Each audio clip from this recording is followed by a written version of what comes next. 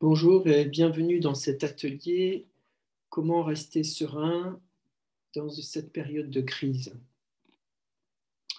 Je vais vous demander dans un premier temps de vous mettre dans les meilleures conditions, c'est-à-dire détacher, déconnecter votre téléphone, être tranquille et aller jusqu'au bout. C'est un exercice ou un partage qui demande toute votre attention.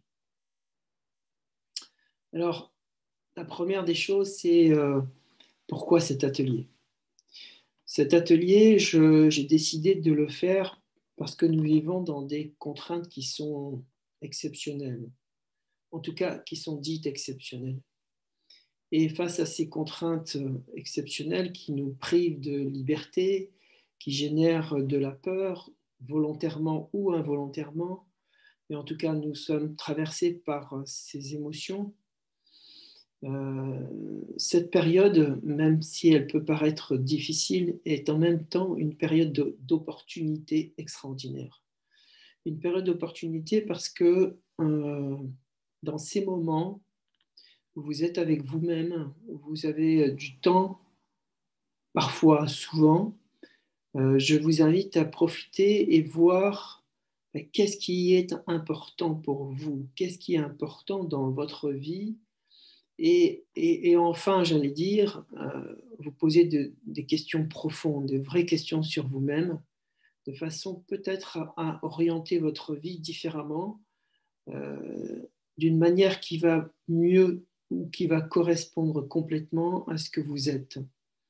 Et pour ça, je vais vous parler de comment je suis arrivé à l'intelligence émotionnelle.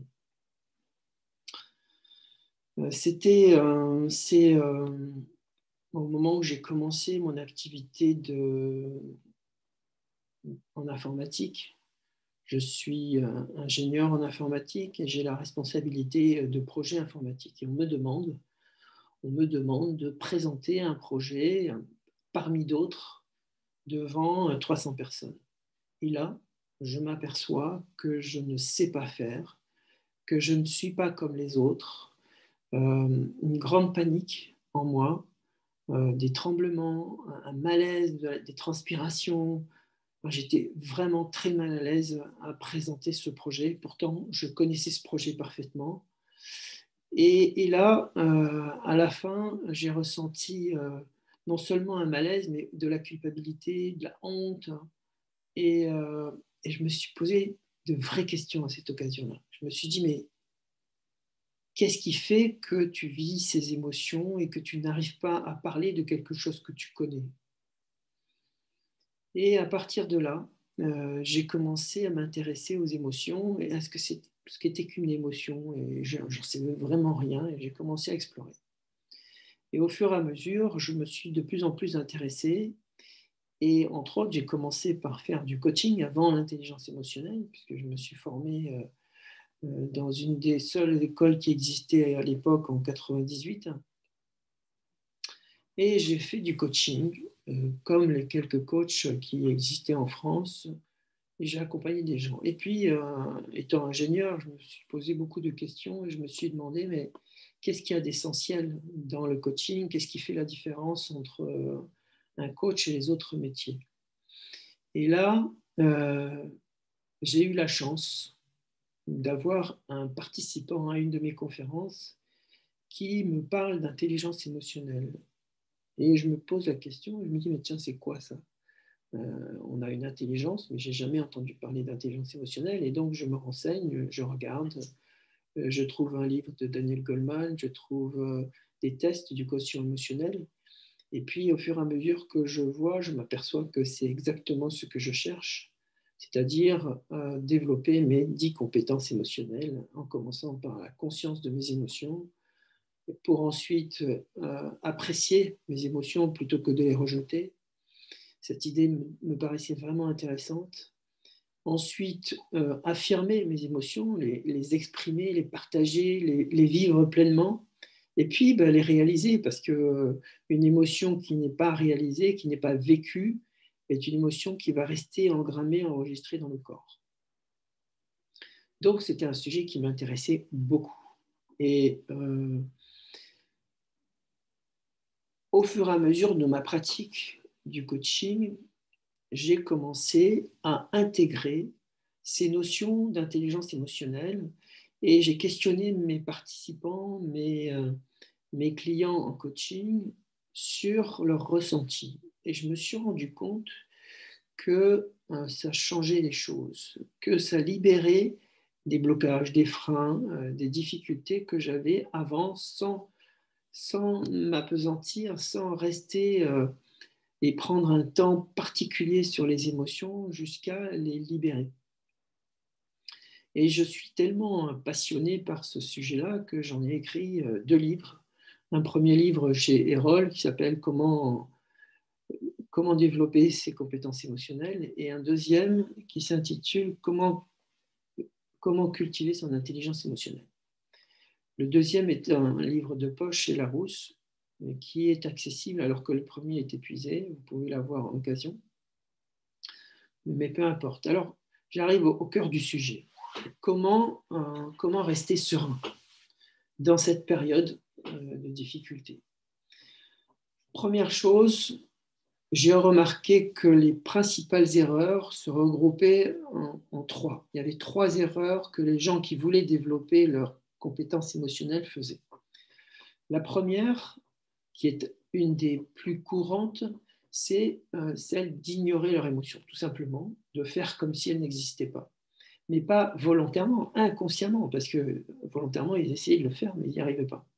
Et donc, c'est de développer cette attention à ce qui se passe à l'intérieur et de vous laisser surprendre par l'émotion. Ça, c'est la première erreur qui est faite. La deuxième erreur, c'est de subir l'émotion. Subir l'émotion, ça veut dire quoi? Ça veut dire la laisser parler à votre place. Vous savez, quand il y a une personne qui est en colère, eh ben, il y a 2 possibilités. Soit elle va laisser sa colère s'exprimer, et du coup, ça va être des insultes, ça va être une perte de maîtrise de soi, et donc des dégâts avec des jugements probablement. Soit elle va dialoguer avec son émotion, et elle va parler pour l'émotion, à la place de l'émotion, pour ne pas la laisser parler à sa place. Et donc, arriver à rester centré. Et la troisième, c'est, bien sûr, c'est d'attaquer l'autre, d'attaquer celui qui a déclenché cette émotion. Si une personne qui vous agace, par exemple, si je reste sur la colère, eh bien vous allez la réprimander, vous allez la critiquer, vous allez la dévaloriser, vous allez faire un certain nombre de choses qui n'ont rien à voir avec la raison pour laquelle vous éprouvez cette colère. Pourquoi? Parce que depuis bientôt 20 ans que j'expérimente l'intelligence émotionnelle, je vérifie chaque fois que nous sommes responsables de nos émotions et que 2 personnes ne réagissent pas de la même façon face à un même stimuli, à une même action en face d'eux. Et donc, cette action qui est déclencheuse de l'émotion, en fait, résonne à l'intérieur à partir de notre histoire. Et c'est notre histoire qui est en fait en cause. Et donc l'autre ne peut pas être responsable de notre histoire, bien entendu. C'est à nous d'aller voir cette histoire pour la libérer et libérer l'émotion qui est avec. Donc voilà les 3 raisons, les 3 erreurs à ne pas faire, à éviter, donc être attentif à ce qui se passe à l'intérieur de vous plutôt que de rester seulement sur ce qui se passe dehors. 3 raisons maintenant importantes à connaître pour développer votre intelligence émotionnelle dans ce contexte qui est le nôtre. La première raison de développer cette intelligence émotionnelle, c'est qu'elle va vous aider à libérer vos traumas. Tous les traumas sont des situations où les émotions n'ont pas été libérées. Et ce qu'il va se passer, c'est qu'elle va solliciter l'environnement. Un trauma ne demande qu'à revivre. Donc, elle va générer à l'extérieur des situations équivalentes jusqu'à sa résolution. Donc, ce n'est pas pour vous faire souffrir ou pour vous punir ou pour quoi que ce soit. C'est parce que cette émotion a besoin de se libérer. Et donc, elle trouve tous les moyens possibles extérieurs pour vous donner l'occasion de la libérer. Ça, c'est une première raison qui est centrale. La deuxième raison, c'est qu'en développant votre intelligence émotionnelle, vous allez en même temps empêcher que de nouveaux traumas se réalisent. À savoir que devant une situation quotidienne, plutôt que de subir la situation et de laisser l'émotion s'enregistrer dans votre corps, vous allez prendre conscience de l'émotion qui est là au moment de la situation et du coup libérer cette possibilité de trauma. Donc ça veut dire que d'une part, vous libérez le passé, les histoires passées, et d'autre part, vous ne laissez pas les expériences présentes s'engrammer, s'enregistrer dans votre corps. Ça, c'est la deuxième raison de développer votre intelligence émotionnelle. Et ensuite, je dirais tout simplement, c'est arrêter de survivre. Arrêter de survivre, ça veut dire quoi? Survivre, ça veut dire réagir. Or, nous sommes tous en réaction face aux événements, consciemment ou inconsciemment, tous. Alors, comment on fait pour survivre? Eh bien, on va réagir en fonction de notre peur. Aujourd'hui, ce qui se passe dans les confinements avec le Covid, on nous raconte qu'il y a un grand danger, que c'est une guerre, que ceci, que cela. Et tout ça génère de la peur. Mais cette peur n'est générée que si à l'intérieur de moi, il y a des histoires qui vont résonner. Et donc, je vais effectivement ressentir cette peur. Mais quand je survis, je vais agir en fonction de ma peur. Or, ce n'est pas la meilleure façon de répondre à une situation. Parce que ça veut dire que je laisse la peur contrôler ma vie. Et c'est ça que j'appelle survivre. Et donc ça, c'est un aspect qui est aussi important que les deux premiers, hein, qui sont de libérer le trauma et d'éviter un trauma quotidiennement. Donc voilà 3 raisons pour développer votre intelligence émotionnelle. Ensuite, au-delà de ces 3 raisons, 3 paliers. 3 paliers pour y arriver. Le premier palier, c'est de voir l'émotion comme étant bien ou mal. C'est dépasser cette notion de bien et de mal pour voir l'émotion pour ce qu'elle est, c'est-à-dire émotion, ex-motion, un mouvement de l'intérieur vers l'extérieur. C'est sa finalité, l'émotion. Elle est fonctionnelle. Elle est ni bien ni mal. Il n'y a pas d'émotions négatives et d'émotions positives. Il y a des émotions fonctionnelles, toutes. La peur est fonctionnelle. Elle est utile à quelque chose. La colère est utile. La tristesse est utile. Elle permet de faire le deuil. Toutes les émotions, le désir, le plaisir, l'amour sont utiles, évidemment, aussi. Et toutes ces émotions, je dirais, sont petit à petit, le premier palier que je vous invite à franchir, c'est de faire sauter ce jugement sur une émotion, c'est bien ou c'est mal, et qu'il existe des émotions positives ou négatives. Deuxième aspect de l'émotion, et là vous n'allez pas être surpris, c'est l'intelligence. Pourquoi intelligence émotionnelle? Parce que nous avons tous cette intelligence et que nous avons entendu depuis notre enfance que l'intelligence était seulement une intelligence cognitive, mais c'est faux.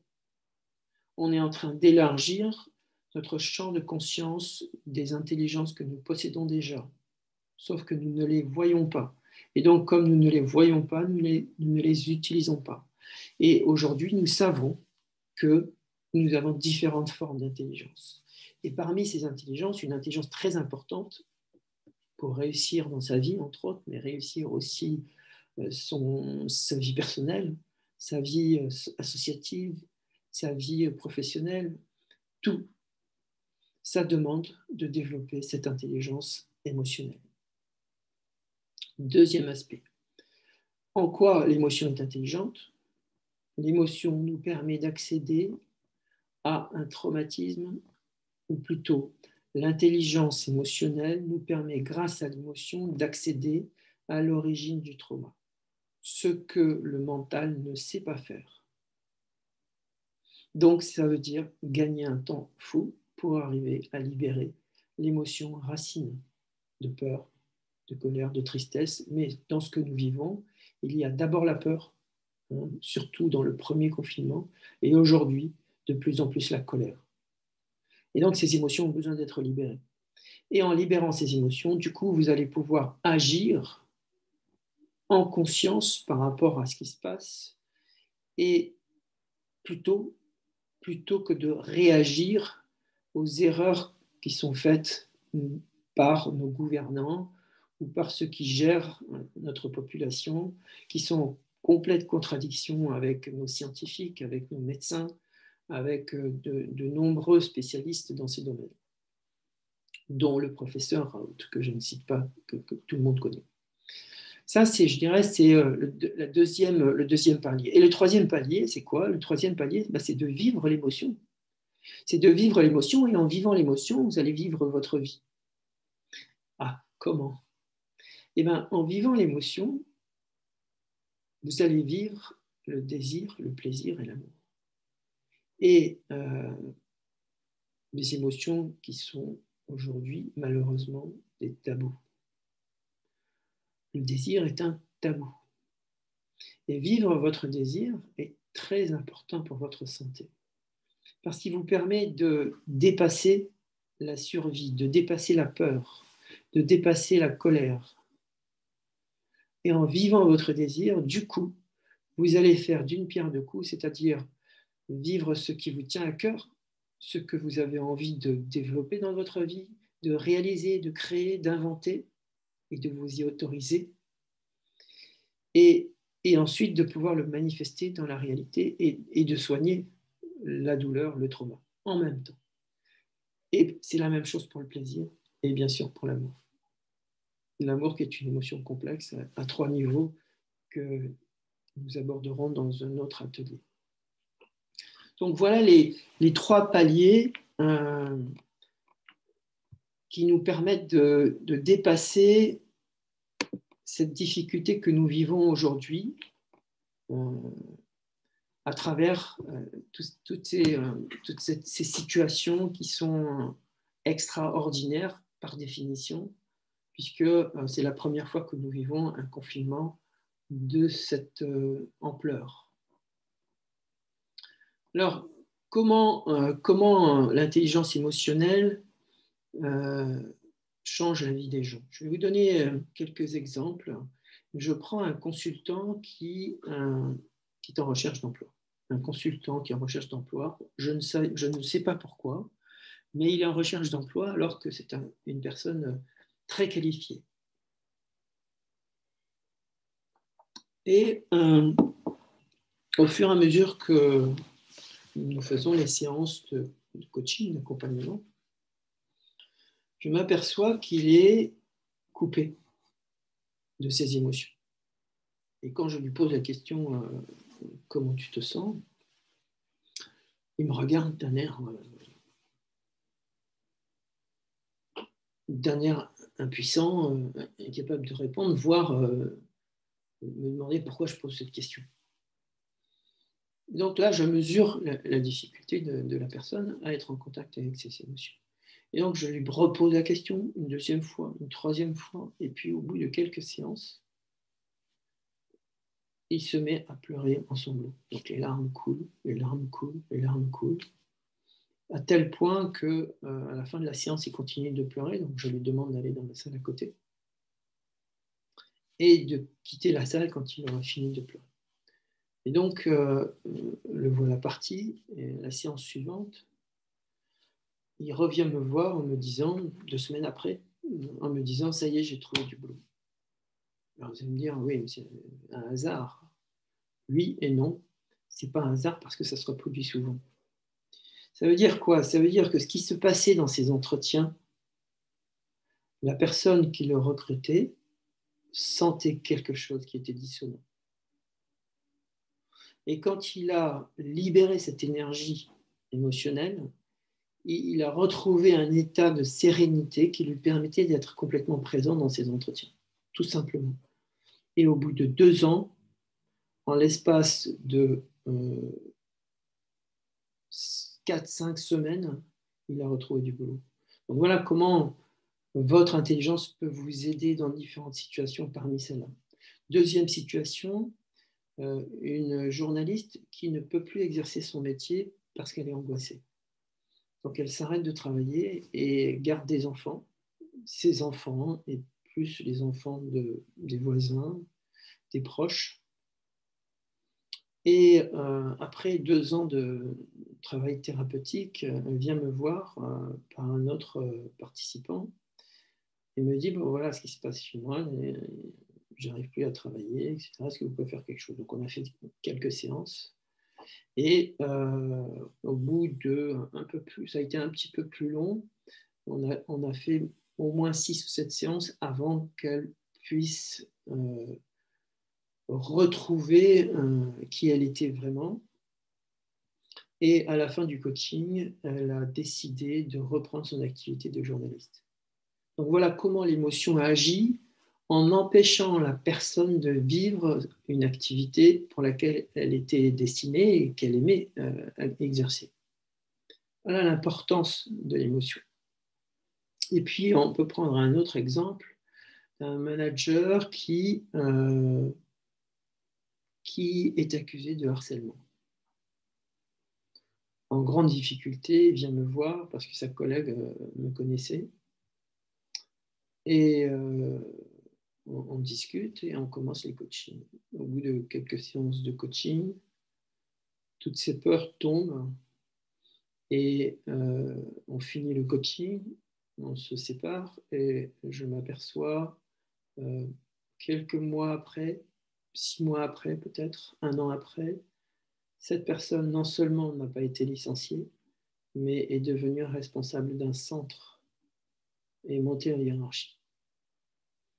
Voilà l'impact des émotions dans notre vie et ça c'est valable pour toutes les situations. Alors, à partir de maintenant, vous avez des éléments pour pratiquer. Vous pouvez utiliser ce que je vous ai donné comme information et le mettre dans votre expérience. Ça, c'est la première possibilité. La deuxième possibilité, c'est, et je vais vous laisser les informations pour me contacter, c'est de m'appeler, de me contacter pour me demander un mini coaching. J'ai mis à disposition un temps quotidien pour cette période de confinement de façon à répondre à plus de personnes. Alors, c'est des coachings qui vont être relativement courts, mais vous avez la possibilité de me solliciter gratuitement pour vous accompagner pour une situation spécifique, particulière que vous traversez. Voilà, sur ce, je vous souhaite une très belle soirée, très belle journée selon le moment où vous m'entendez et vous dis à très bientôt.